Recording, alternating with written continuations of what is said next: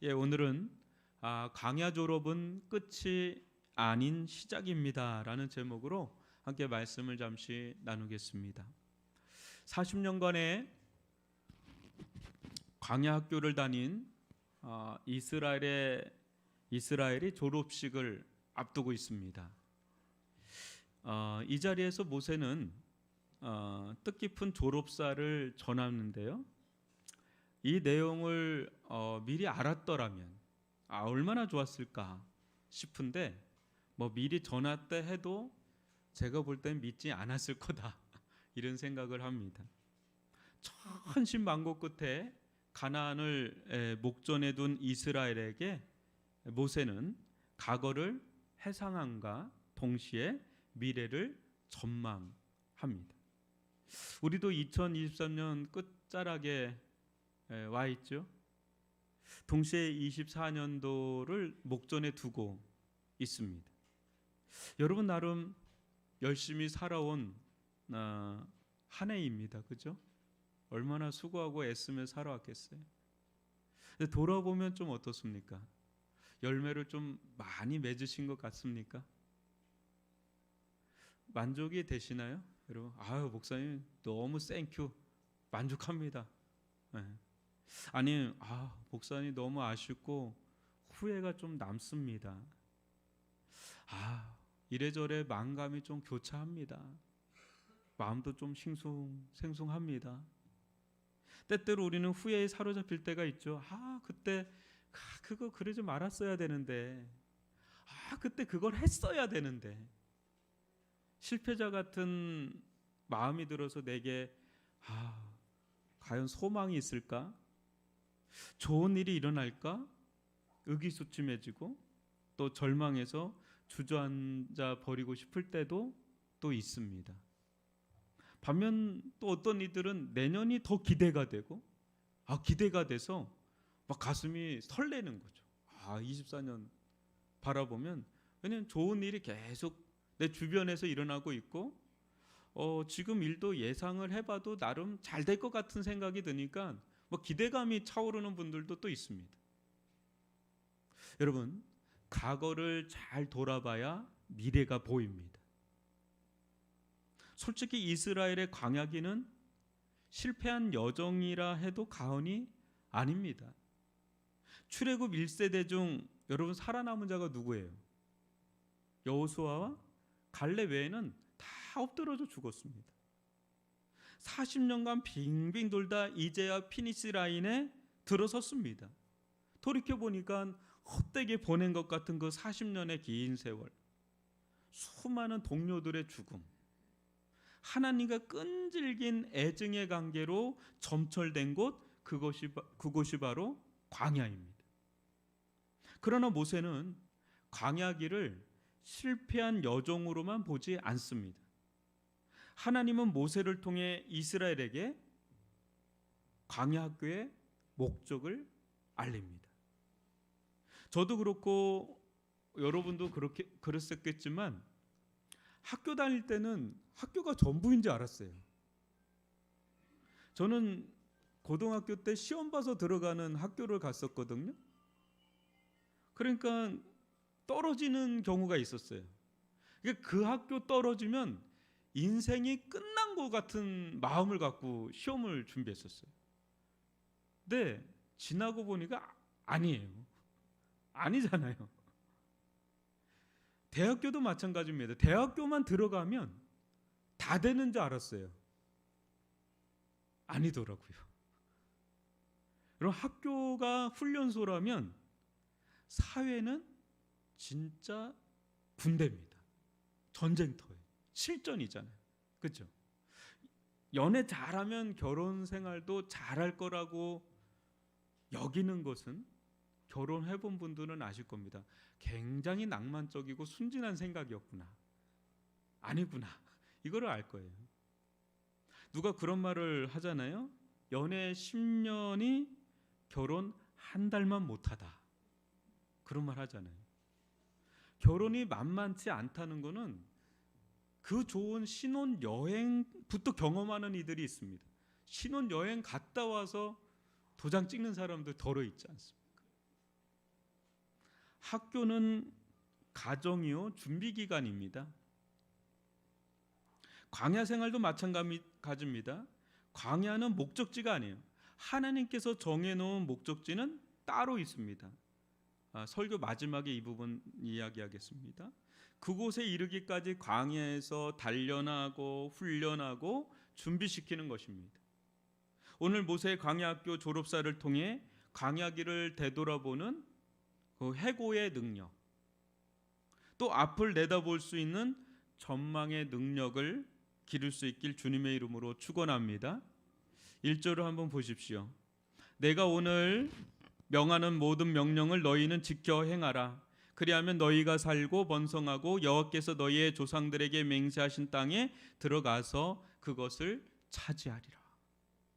모세의 졸업사는 마치 졸업시험의 답안 같아요.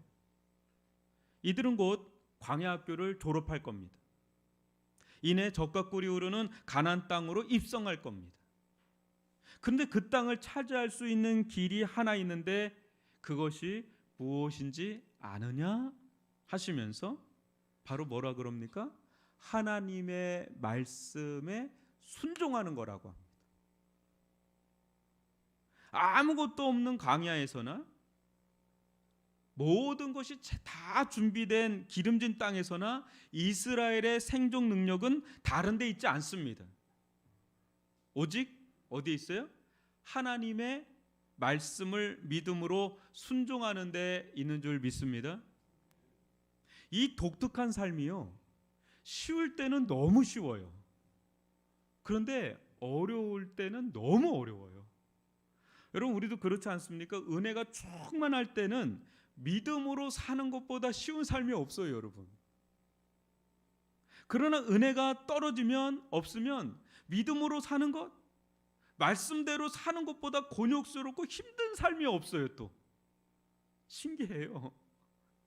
여러분 보십시오. 은혜가 충만하면 예배 드리는 거는 여러분 일도 아니죠. 그죠? 아무리 멀어도, 아무리 할 일이 많아도 예배가 즐겁고 예배가 기다려지고 어쩌든지 예배 드립니다. 그죠? 어디 예배뿐이겠습니까? 여러분 은혜 받으면요, 시간만 되면 일주일 내내 교회에서 살고 싶은 마음이 들어요. 뭐 월요일에도 하고요, 화요일에도 오고 싶고요, 수요일날도 오고 내내 교회에서 사는 게 기쁜 거예요. 이해되시나요? 이해가 잘 안 되는 얼굴들인데 주의 전이 너무 좋은 거예요. 그러나 은혜 떨어지면 교회 옆에 살아도 오기 힘든 것이 믿음의 삶입니다. 저는 주일마다 2시간씩 지하철과 버스를 갈아타서 오시는 분들을 압니다. 2시간이에요, 2시간. 오늘 같은 날은 더 들을 수도 있어요. 또 아주 멀리서 오는 분들도 압니다. 이분들이 왜 이 자리에 나오는 걸까요? 어제는 눈 엄청 왔는데 오늘 비도 주룩주룩 오는데 2시간, 3시간에서 여기 옵니다. 그 오는 길에 교회가 한두 개예요. 여기까지 와요. 저는 단 하나라고 봅니다. 하나님 아니면 나는 살 수 없어요. 하나님 말씀 아니면 난 살 수 없어요. 하나님께 진실한 예배 드리고 싶은 그 갈망이 있기 때문에, 그 사모함이 있기 때문에 그 은혜가 이끌어 오는 것이지 다른 무엇이 있겠습니까? 여기 온다고 뭘 주는 게 있습니까? 오늘 선물 좀 주긴 했지만 떡국 집에서 사 먹죠, 요즘에. 은혜가 살 길인 줄 믿습니다. 은혜 받으려고 은혜가 있어서 이곳에 오는 겁니다. 그러다 보니까 하나님께서 사랑하시는 이스라엘을 어떻게 기르셨나 한번 여러분 2절 3절을 교독으로 읽어봅니다. 내 하나님 여호와께서 이 40년 동안에 내게 광야길을 걷게 하신 것을 기억하라.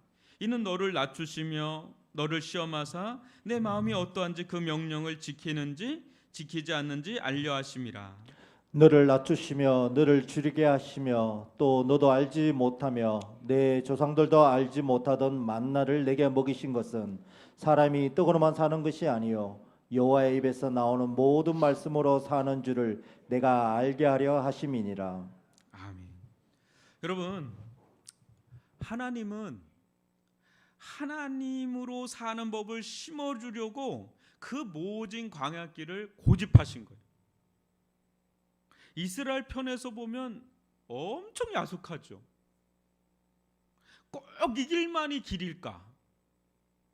다른 길은 없었던 걸까? 꼭 이렇게 인도해야 되나? 얼마나 야속해요. 그렇지만 하나님은 한 수 두 수 내다보며 이스라엘을 이끄셨습니다. 이 길은 다름 아닙니다. 하나님의 입에서 나오는 말씀에 순종하는 삶입니다.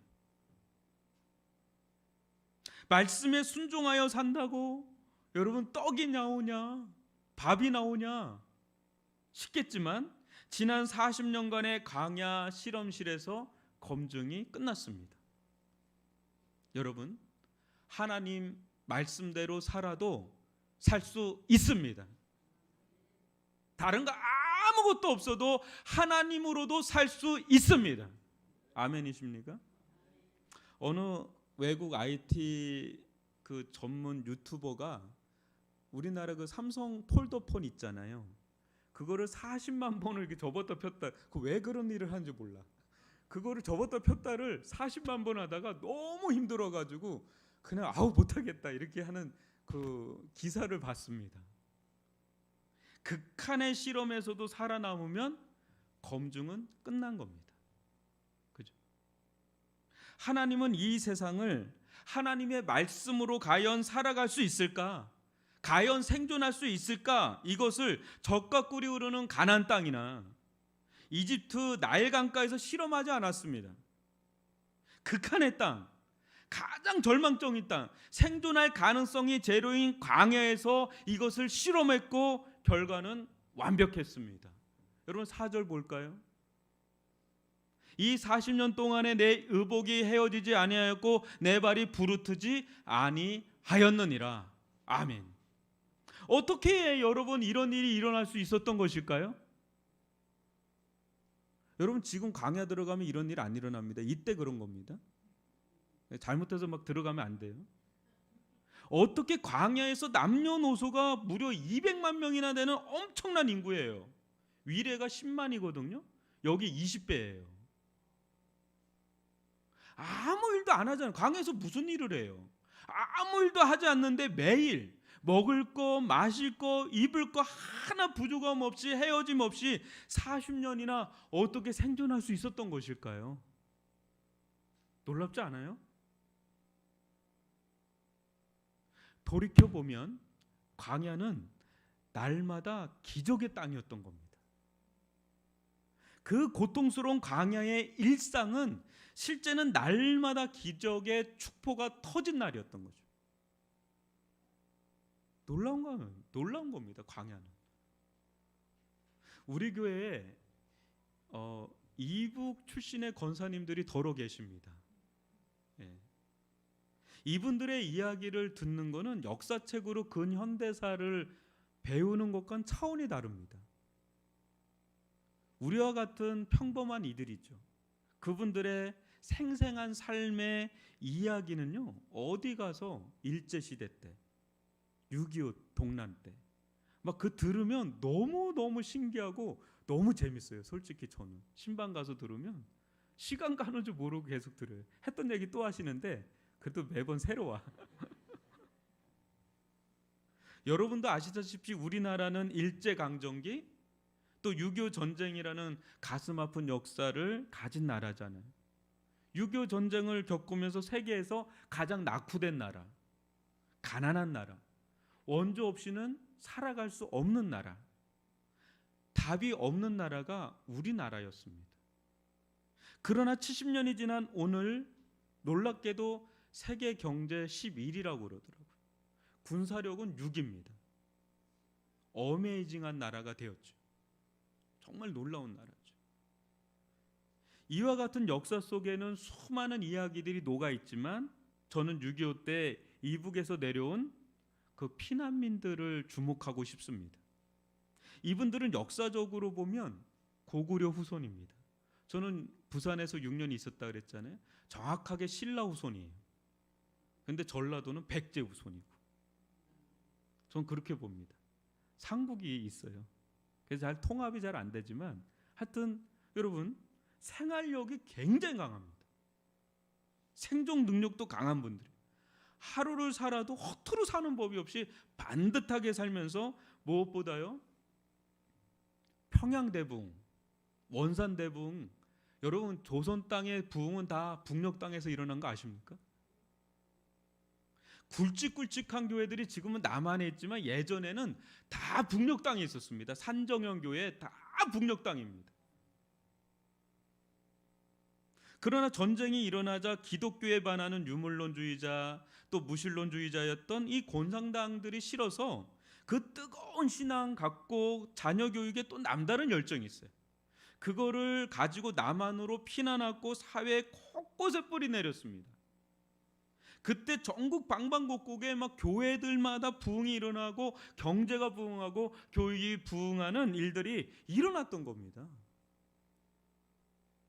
여러분, 우리나라가 과연 새마을 운동만 했다고 지금의 나라가 되었을까요? 지금의 이런 교회들이 세워졌을까요? 세계 선교를 이렇게 감당하는 나라가 됐을까요? 두 번째입니다. 미국 다음으로 세계 선교를 이 작은 땅덩어리에서 어마어마한 나라죠. 오직 하나님만 의지하는 기도의 열성이 있었던 나라입니다. 주의 종, 주의 사자라고 하면서 목사님들이 전한 말씀이라면 하나님의 말씀으로 받들어서 순종한 그 믿음의 열성. 까막눈이지만 글자를 모르지만 목사님이 전한 말씀이면 하나님의 말씀이다라고 그냥 고지고대로 믿고 그냥 순종하는 그 믿음의 열성.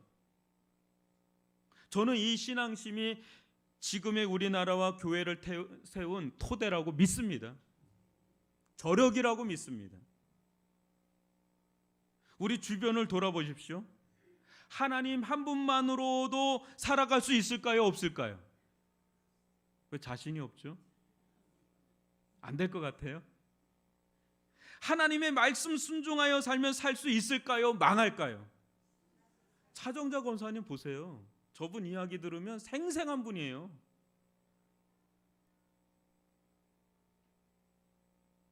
우리나라가 다 망했을 때는 오직 교회밖에 없었어요. 이 교회 다 와가지고 말씀 듣고 예배 드리고 할 게 기도하는 거예요. 그냥 기도. 아무것도 없으니까요. 여러분 아무것도 없는 폐허 황량한 땅에 의지할 뿐이라고는 하나님밖에 없었던 거예요. 그때. 그러나 보십시오. 날마다 기적이 일어나던 때는 적과 꿀이 흐르는 지금이 아닌 광야에 갔던 그때였습니다. 그죠? 여기 모인 어르신들 제가 이렇게 보이는데 한번 붙잡아 놓고 얘기 들어보세요. 날마다 기적 같은 역사를 경험하고 오신 분들이 한참 때. 이순희 권사님 한번 얘기 들어보시고 항운 권사 다 한번 얘기 들어보세요.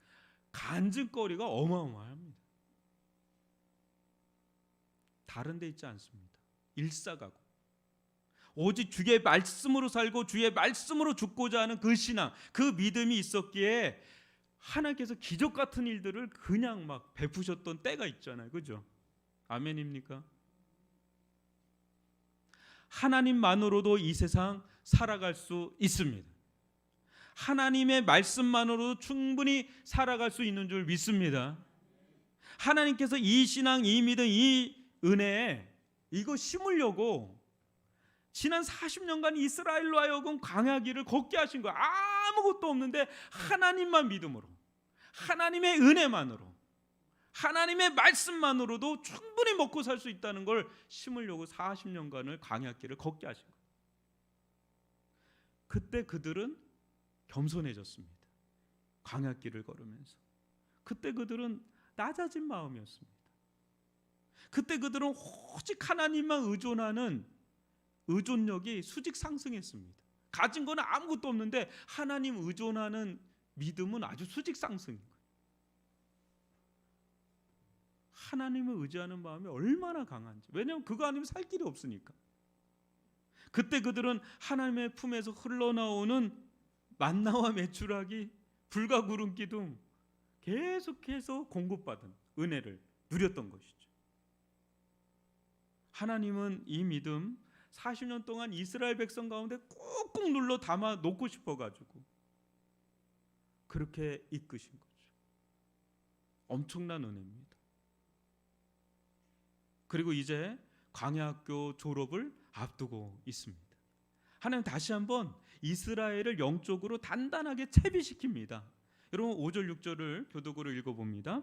너는 사람이 그 아들을 징계한 같이 내 하나님 여호와께서 너를 징계하시는 줄 마음에 생각하고 내 하나님 여호와의 명령을 지켜 그의 길을 따라가며 그를 경외할지니라.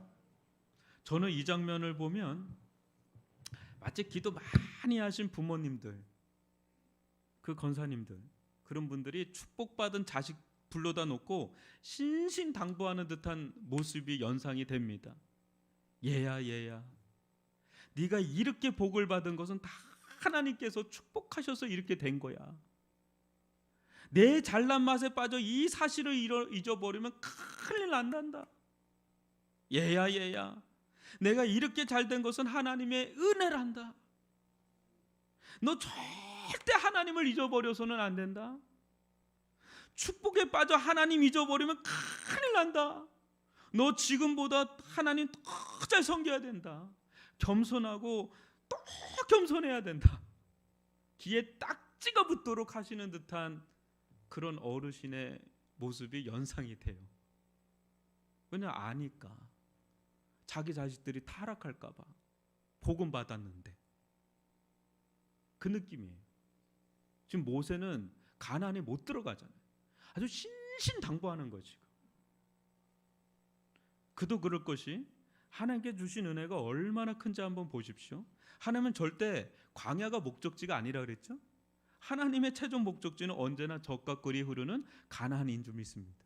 한번 7절로 10절을 교독으로 읽어봅니다. 내 하나님 여호와께서 너를 아름다운 땅에 이르게 하시나니 그곳은 골짜기든지 산지든지 시내와 분천과 샘이 흐르고 밀과 보리의 소산지요 포도와 무화과와 석류와 감람나무와 꿀의 소산지라. 내가 먹을 것에 모자람이 없고 내게 아무 부족함이 없는 땅이며 그 땅의 돌은 철이요 산에서는 동을 캘 것이라.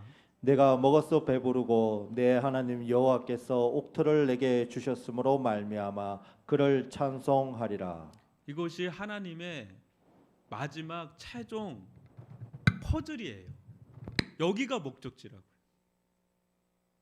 우리 인생의 광야 같은 혹독한 시련의 때, 고난의 때가 있죠.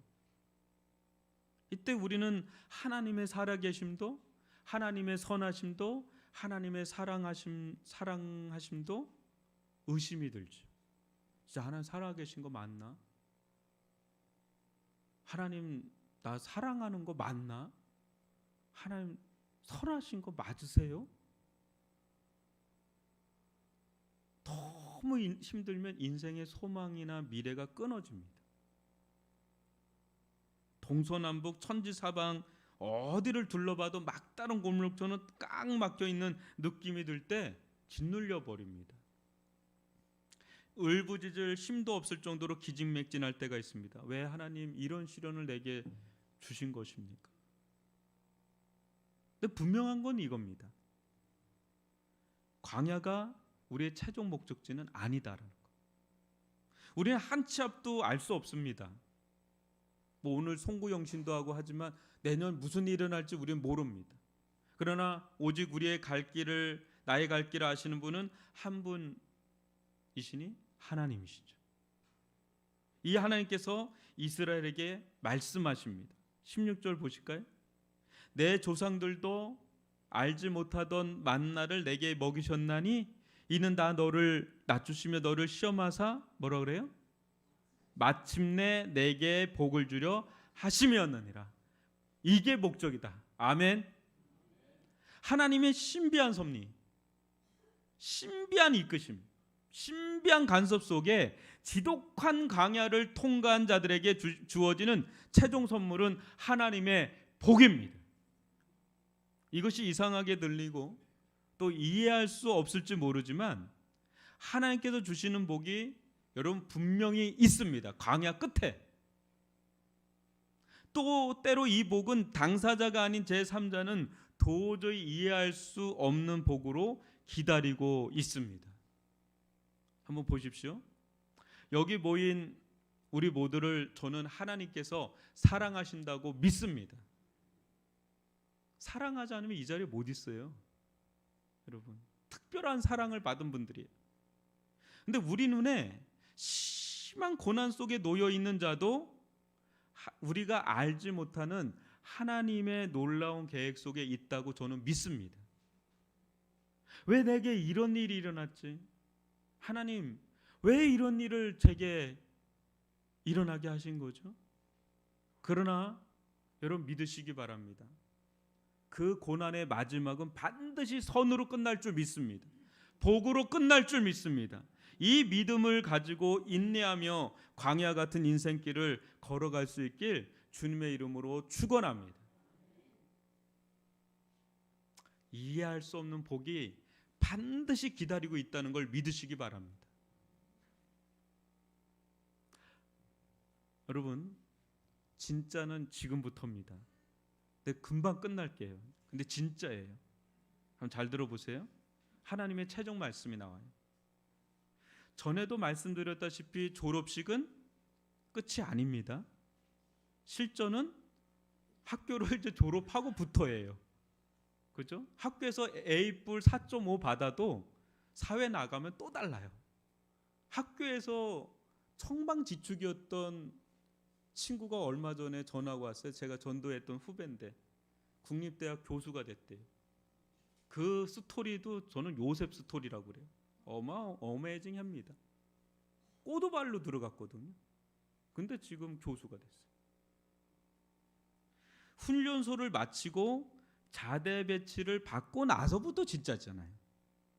연애를 끝나고 결혼하고부터 진짜잖아요. 결혼을 하고 나서 애 낳고부터 진짜잖아요. 애 낳고 애가 결혼시키면 그때부터 또 시작이라고 그러던데요. 계속 시작이에요. 무슨 말입니까? 이스라엘의 진짜 실정기는 광야가 아닙니다. 젖과 꿀이 흐르는 가나안 땅이 이스라엘의 신앙의 실존이에요. 거기가 진짜예요. 깜짝 놀랐죠. 설마 가나안이면 끝난 거 아니에요. 가나안이 시작이에요. 여러분, 한국 교회의 실전 신앙 언제부터일까요? 처량했던 일제 강점기일까요? 피비린내 나는 6.25 동란 때일까요? 아니면 폐허와 잿더미 속에 있던 50년대 60년대일까요? 그때는 그냥 훈련기, 광야기, 준비 기간입니다. 진짜는 언제예요? 지금입니다. 젖과 꿀이 흐르는 지금입니다. 하나님은 대한민국이 세계 강국이 되고 교회 강국이 된 이 시점에 이 복을 잘 누릴 수 있도록 그렇게 모질게 광야와 같은 시간을 보내면서 무슨 훈련 시켰어요? 기도 훈련, 말씀 훈련, 예배 훈련, 순종 훈련, 이거 엄청 시킨 거예요. 수십 년 동안. 근데 지금은 어떻습니까? 코로나 겪으면서 어떻습니까? 퍽퍽 나가 떨어졌죠. 여러분들은 살아남았는데 퍽퍽 나가 떨어졌죠. 교회가 10,000개에서 20,000개가 사라졌다 그러죠. 잘 살아보세요, 잘 살아보세요 하면서 정말 잘 사는 여러분 지금 어떻습니까? 영적인 항공기입니까? 아니면 영적인 광야입니까? 한번 이거 생각해 봐야 돼요. 여전히 우리는 하나님만으로 살 수 있다는 믿음으로 살아갑니까? 하나님 말씀에 살고 죽는 삶을 살아갑니까? 하나님 의지하지 않으면 살 수 없는 광야의 심정으로 하나님만 의지하는 기도의 마음으로 살아갑니까? 아이들을, 우리 자녀들을 그렇게 키우고 있습니까?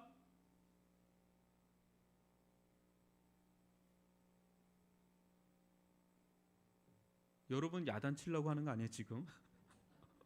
어느 순간 우리는 다음과 같은 마음의 길을 가지 않나 되돌아봐야 되는데 17절로 20절입니다. 교독으로 읽어봅니다. 그러나 내가 마음에 이르기를 내 능력과 내 손의 힘으로 내가 이 재물을 얻었다 말할 것이라. 내 하나님 여호와를 기억하라. 그가 내게 재물 얻을 능력을 주셨음이라. 이같이 하시면 내 조상들에게 맹세하신 언약을 오늘과 같이 이루려 하심이니라. 내가 만일 내 하나님 여호와를 잊어버리고 다른 신들을 따라 그들을 섬기며 그들에게 절하면 내가 너희에게 증거하노니 너희가 반드시 멸망할 것이라. 여호와께서 너희 앞에서 멸망시키신 민족들 같이 너희도 멸망하리니 이는 너희가 너희의 하나님 여호와의 소리를 청종하지 아니함이니라. 어느 순간 하나님의 은혜를 망각한 채 내 능력으로 내 손의 힘으로 이만큼 읽었다라고 말하는 순간 우리는 이 모든 것을 이루어 주신 하나님의 영광을 가로채는 거예요. 저버리는 거예요. 여러분 정말 탁월한 분들이세요. 우리 위례중앙교회 좀 오시는 분들은 정말 세상에서 탁월한 분들인데 여러분의 능력으로 여러분의 손의 힘으로 읽었다라고 생각하지 않기를 바랍니다. 당부하고 또 당부드립니다. 자신을 우상 숭배하며 세상 물정을 따르는 변질된 신앙의 길로 들어서지 않기를 바랍니다. 그래서 명심하십시오. 진짜 광야, 진짜 영적인 광야는 광야가 아닌 거예요. 진짜 광야, 무서운 광야는 오히려 젖과 꿀이 흐르는 가나안 땅이었다는 것을 잊어서는 안 됩니다.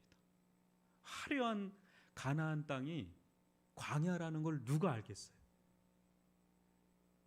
지금 우리의 신앙은 하나님의 시험대에 놓여 있다고 봅니다. 가장 우리나라가 지금 역사상 당분 이래 가장 잘 사는 시대라고 그래요. 가장 시험대에 놓여 있습니다. 기도가 사라져가고 말씀에 대한 순수한 순종이 사라져가고 자기 힘과 능력으로 살아가려는 지금 이 순간이 우리에게, 교회에, 이 나라 민족에 그 어느 때보다 위험한 순간입니다. 하나님을 배제한 채 내 힘과 내 능력으로 살아가려는 태도는 삶은 윤택해질지는 몰라요. 그러나 영적으로는 메마르게 하는 하나님께서 가장 미워하시는 자세입니다. 하나님께서요 한번 손대기 시작하면 한순간에 아무것도 아니게 된다는 사실을 잊지 마시기 바랍니다. 젖과 꿀이 흐르는 가나안에서 결사적으로 지켜야 할 신앙은 광야 때와 똑같습니다. 광야 때도 하나님 의지하고 산 것처럼 가나안과 같은 젖과 꿀이 흐르는 가나안 같은 때에도 하나님만 의지하며 살 수 있기를 바랍니다. 하나님 당신의 은혜와 능력 없으면 우리는 살아갈 수 없습니다. 하나님의 말씀을 따라 사는 길만이 우리가 살 길입니다. 이 길로도 충분히 세상 살아갈 수 있고 이 길만이 세상을 이길 수 있습니다. 라는 이 오리지널한 신앙의 고백이 여전히 펄떡펄떡 살아있길 주님의 이름으로 축원합니다. 그래서 이 은혜를 잘 간수해서 영적인 광야길을 걷는 게 아니라 어느 때나 젖과 꿀이 풍성하게 흐르는 영적 가나안을 누릴 수 있기를 주님의 이름으로 축원합니다. 광야 때나 가나안 때나 우리가 살 길은 단 하나입니다. 하나님만 의지하고 하나님 말씀만을 의지하며 살아가는 그 길 걸어갈 수 있기를 주님의 이름으로 축원합니다. 기도하겠습니다.